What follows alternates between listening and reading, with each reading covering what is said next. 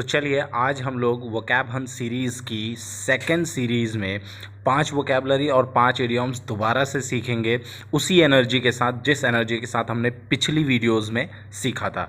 तो चलिए हम लोग स्टार्ट करते हैं बिना समय ख़राब किए हुए। सबसे पहला आज जो वर्ड हम लोग पढ़ने जा रहे हैं दैट इज़ इंट्रैपिड। कौन सा वर्ड है? इंट्रैपिड।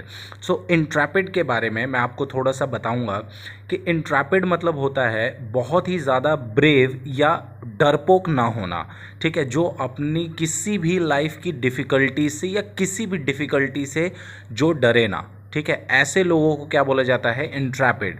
यानी सिनोनिम्स में हम कह सकते हैं फियरलेस। फियरलेस भी क्या होता है? निडर व्यक्ति। और ऑडेशियस, ऑडेशियस मैं आपको पढ़ा चुका हूँ मेरी वोकैबलरी की सीरीज़ में, तो आप वहाँ भी जाके देख सकते हो। तो ऑडेशियस मतलब भी क्या होता है? फियरलेस। जो रिस्क टेकर जो होते हैं उनको हम लोग क्या बोलते हैं? ऑडेशियस। अब एंटोनिम्स देखते हैं। कॉवर्डली, कॉवर्डली मतलब कायर, कायरता पूर्वक, ठीक है। एंड अफ्रेड मतलब डरा हुआ। तो ये दो सिनोनिम्स और दो एंटोनिम्स भी हमने पढ़े किसके? इंट्रैपिड के। तो चलिए नेक्स्ट हम लोग नेक्स्ट वर्ड आज का देखते हैं। नेक्स्ट जो वर्ड है वो है कैमोफ्लाज। कैमोफ्लाज आपको पता है कि इंडियन आर्मी में बहुत ज़्यादा यूज़ होता है। इवन दो इंडियन आर्मी की जो ड्रेस है वो कैमोफ्लाज का परफेक्ट एग्जाम्पल है। अपने आप को हाइड करने के लिए जैसे हम लोग किसी भी चीज़ का यूज़ करते हैं, लाइक स्नाइपर्स जो होते हैं, जो इंडियन आर्मी के जो सोल्जर्स होते हैं, वो उसी कलर की ड्रेस पहनते हैं। जैसे जंगलों में जाते हैं तो जंगलों के कलर की ही ड्रेस पहनते हैं, तो उन्हीं को क्या बोला जाता है? उस तरीके की चीज़ों को क्या बोला जाता है? कैमोफ्लाज। मतलब अपने आप को हाइड करने के लिए जो भी यूज़ किया जाए दैट इज़ कॉल्ड कैमोफ्लाज, ठीक है। तो इसका सिनोनिम हो जाएगा डिस्गाइज। डिस्गाइज का मतलब भी क्या होता है? टू हाइड, ठीक है। और हाइड भी इसका सिनोनिम हो जाएगा। एंटोनिम देखते हैं। अपने आप को डिस्प्ले करना मतलब दिखाना। देखिए, एक तो होता है छुपाना और उसका विलोम शब्द हो गया दिखाना। एक्सपोज, एक्सपोज करने का भी क्या मतलब होता है? सामने लाना, मतलब दिखाना। तो ये हो गया दो सिनोनिम और दो एंटोनिम। आप याद रखिए, मैं एग्जाम्पल्स भी सबके दे रखे हैं, उसको भी आप ज़रूर देखिए कि किसी भी सेंटेंस में हम इस पर्टिकुलर वर्ड को कैसे यूज़ कर सकते हैं, because it is very important to use those all words in a sentence. Because आपको अगर देखा जाए तो सीखना यही है कि किसी भी शब्द को सेंटेंस में हम लोगों को कैसे यूज़ करना है। तो आज का सेकंड वर्ड था कैमोफ्लाज। अब देखते हैं हम लोग नेक्स्ट वर्ड जो है आज का। नेक्स्ट वर्ड है ऑस्टियर। ऑस्टियर का क्या मतलब होता है देखते हैं। ऑस्टियर का मतलब होता है किसी का ऐसा एटीट्यूड होना जो कि बहुत ही ज़्यादा स्ट्रिक्ट हो या इस तरीके का सिवियर एटीट्यूड हो, ठीक है। जैसे कि आप देख सकते हैं, मैंने एग्जाम्पल में बहुत ही सटीक एग्जाम्पल दिया है एडोल्फ हिटलर का। एडोल्फ हिटलर एक तानाशाह, यानी इसके लिए दूसरा वर्ड भी हम पढ़ सकते हैं दैट इज़ कॉल्ड डिक्टेटर, ठीक है। तो मैंने इसके लिए भी इसका परफेक्ट एग्जाम्पल दे रखा है, ठीक है। डिक्टेटर और ऑस्टियर। ऑस्टियर का मतलब भी यही होता है कठोर, कठोर भाव का व्यक्ति, ठीक है ना। तो सिनोनिम्स देखेंगे। सिनोनिम हो गए इसके रिजिड और स्ट्रिक्ट, ठीक है ना, स्ट्रिक्ट, रिजिड। और इसके एंटोनिम्स हो जाएंगे फ्लेक्सिबल एंड काम। काम मतलब क्या होता है? शांत। और फ्लेक्सिबल मतलब जो जिसका मतलब बेसिकली जैसे हम लोग अपने स्टूडेंट्स के लिए फ्लेक्सिबल हैं या स्ट्रिक्ट हैं, ठीक है। स्ट्रिक्ट हैं तो यानी कठोर हैं, अगर फ्लेक्सिबल हैं तो यानी बहुत ज़्यादा रिजिड नहीं है। तो इस तरीके के एग्जाम्पल से आपको आसानी से चीज़ें याद रहेंगी। नेक्स्ट वर्ड है, नेक्स्ट वर्ड है अर्क। अर्क, ठीक है। इर्क नहीं पढ़ते हैं इसको, अर्क पढ़ेंगे, ठीक है। IRK। ये एक वर्ब होता है। इसका मतलब होता है किसी को इरिटेट या अनॉय करना, मतलब किसी को जानबूझकर परेशान करना। ये लेडी की शक्ल आपको दिखाई दे रही होगी और आसानी से आपको समझ में भी आ रहा होगा कि अर्क का मतलब होता है किसी को बहुत ज़्यादा परेशान करना। देखिए, इसका सिनोनिम्स होता है एग्रावेट। एग्रावेट का भी मतलब होता है किसी को अनप्लीजेंटली दुखी पहुंचाना, ठीक है, या दुख पहुंचाना, ठीक है। एनॉय, एनॉय भी क्या हो जाएगा? इसका सिनोनिम हो जाएगा। नेक्स्ट हमारा एंटोनिम देखते हैं कंसाइलेट। कंसाइलेट मतलब भी क्या होता है? कंसाइलेट का मतलब होता है किसी को प्लीज़ करना, ठीक है, यानी इरिटेट ना करना। और या कह सकते हैं मॉलिफाई करना। मॉलिफाई भी क्या होता है, किसी को प्लीज़ करना या किसी को शांत करना, दैट इज़ कॉल्ड मॉलिफाई। नीचे आपको बहुत ही सटीक इसका एग्जाम्पल भी दिया हुआ है, उसको भी जाकर ज़रूर पढ़ा करिए। देखिए सारे एग्जाम्पल्स पढ़ना आपके लिए बहुत ज़्यादा ज़रूरी है। तो चलिए नेक्स्ट वर्ड हम लोग देखते हैं। नेक्स्ट वर्ड है हमारा इंटाइस। इंटाइस का क्या मतलब होता है, फुसलाना। जैसे कि ग्राहकों को कुछ ना कुछ ऐसी चीज़ मार्केट में दिखाई जाती है या एडवर्टीजमेंट में दिखाया जाता है कि वो अट्रैक्ट हों, उनको फुसलाया जा सके ताकि वो अट्रैक्ट होके उस चीज को खरीदें। That is called entice. Entice मतलब अट्रैक्ट करना। आप सिंपली कह सकते हो अट्रैक्ट या टेम्प्ट करना बाय गिविंग ऑफर्स, जैसे डिस्काउंट दिए जाते हैं ताकि वो डिस्काउंट देना, मतलब बेसिकली आप कह सकते हो इंटाइस किया जा रहा है, इंटाइस किया जा रहा है। ठीक है, चलिए इसका सिनोनिम देख लेते हैं। टेम्प्ट, एल्यूर, एंट्रैप, ये तीनों का मतलब होता है किसी को फुसलाना, किसी को फंसाना या किसी को अपनी तरफ अट्रैक्ट करना। नेक्स्ट है इसका डिटर। डिटर का मतलब होता है रिपेल।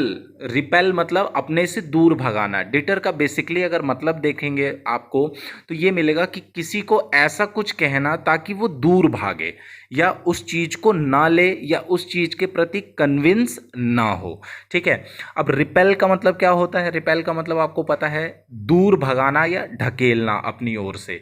ठीक है, नीचे इसका एग्जाम्पल दिया हुआ है और आपको इमेज में क्लियरली दिखाई दे रहा है कि किस तरीके से एक स्टोर जो है वो मैग्नेट से इंटाइस कर रहा है अपने कस्टमर्स को।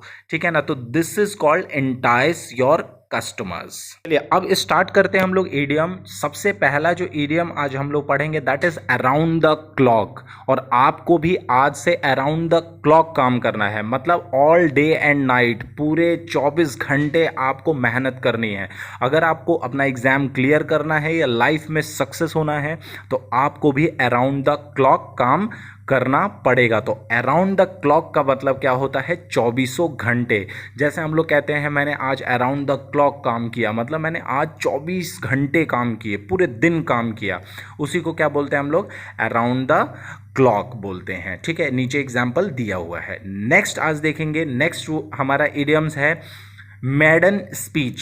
मेडन स्पीच का क्या मतलब होता है? पहली स्पीच। नरेंद्र मोदी जी की आपको फोटो दिखाई दे रही होगी यूएन नेशन में, ये उनकी वो फोटो है जो उन्होंने अपनी यूएन नेशंस में पहली स्पीच दी थी as a prime minister of India.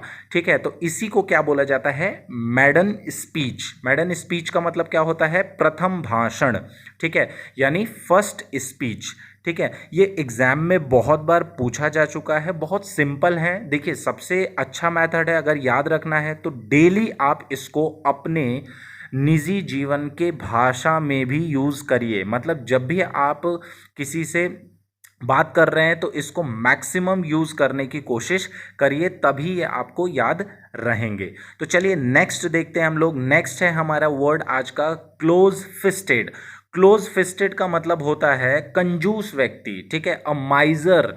माइजर आपने सुना होगा, ऐसा व्यक्ति जो बहुत ही ज़्यादा अपने वेल्थ को लेकर कंजूस हो, बिल्कुल भी खर्चीला ना हो। ठीक है, unwilling to spend money, mean व्यक्ति। ठीक है, कंजूस आदमी, उसी को क्या बोलते हैं हम लोग? Close fisted. जैसे कि हमारी मदर्स भी कभी कभी क्या बन जाती हैं? क्लोज फिस्टेड बन जाती हैं, बिकॉज उनको पूरा घर चलाना होता है, पूरा घर का खर्च मैनेज करना होता है, इसीलिए कभी कभी उन्हें ना चाहते हुए भी क्या बनना पड़ता है? क्लोज फिस्टेड बनना पड़ता है। चलिए नेक्स्ट देखते हैं हम लोग। नेक्स्ट है हमारा पे ऑन द नेल। पे ऑन द नेल मतलब तुरंत पेमेंट करना। पे ऑन द नेल, जैसे कि हम लोग कई जगह जाते हैं, कई दुकानों के बाहर लिखा रहता है यहाँ उधार करना मना है, उधार मांगकर हमें शर्मिंदा ना करे। यानी वो क्या कहना चाहते हैं? पे on the nail, immediately payment without delay, तत्काल भुगतान करना। जैसे कि हम लोग IMPS करते हैं। IMPS भी एक ऐसी फैसिलिटी है जिससे आप तुरंत किसी को भी पैसा ट्रांसफ़र कर सकते हो, वो भी बिना किसी डिले के, मतलब 30 सेकेंड्स में आपका जो मनी है वो अगले पर्सन के पास पहुंच जाता है। तो उसको भी क्या कह सकते हैं, IMPS इज अ पे on the nail facility for us. मतलब IMPS क्या है, पे ऑन द नेल फैसिलिटी। चलिए नेक्स्ट और लास्ट हमारा है CI2I। CI2I का मतलब होता है इन एग्रीमेंट, मतलब सहमति में होना। ठीक है, जैसे कि आपको ये दिख रहा होगा इमेज में, राफेल जो है वो हमारी एक डील थी किससे, फ्रांस से। फ्रांस और हमने मिलकर CI2I किया, अपने बीच में एक एग्रीमेंट तय किया ताकि हम लोग उनसे राफेल जो है वो खरीद सकें, और जो कि 2022 तक हमारे देश में पूरी राफेल जो है 36 की 36 राफेल जो है हमारे पास आ जाएंगी। तो CI2I का मतलब होता है समझौते में होना। जैसे कि इंडिया और पाकिस्तान CI2I नहीं हो पा रहा है, ठीक है, क्योंकि बहुत सारे ऐसे मुद्दे हैं जिस पर हम लोग सहमत होते हैं लेकिन वो सहमत नहीं होते हैं।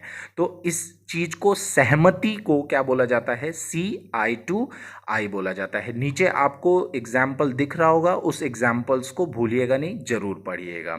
तो देखिए ये वीडियोस थी, इनको आपको रोज देखना है, डेली अपना एक हैबिट बनाइए कि आपको देखना है। और आप हमारे को फेसबुक, इंस्टाग्राम और मेरा चैनल है वहाँ पे आप जाके हमें फॉलो कर सकते हैं, जहाँ की राइट ब्रदर्स के नाम से भी एक फेसबुक है और इंग्लिश बाय सिंटू सर के नाम से भी है। और please join our Telegram channel to get all the PDFs। ठीक है, जितनी भी PDFs आपको चाहिए उसके लिए हमारा टेलीग्राम चैनल ज़रूर ज्वाइन करें। और हाँ, एक और चीज़, प्लीज़ चैनल को शेयर सब्सक्राइब जरूर करें। ठीक है, चैनल को शेयर भी करें और सब्सक्राइब भी करें। तो चलिए मिलते हैं हम लोग नेक्स्ट क्लास में। Okay, good bye.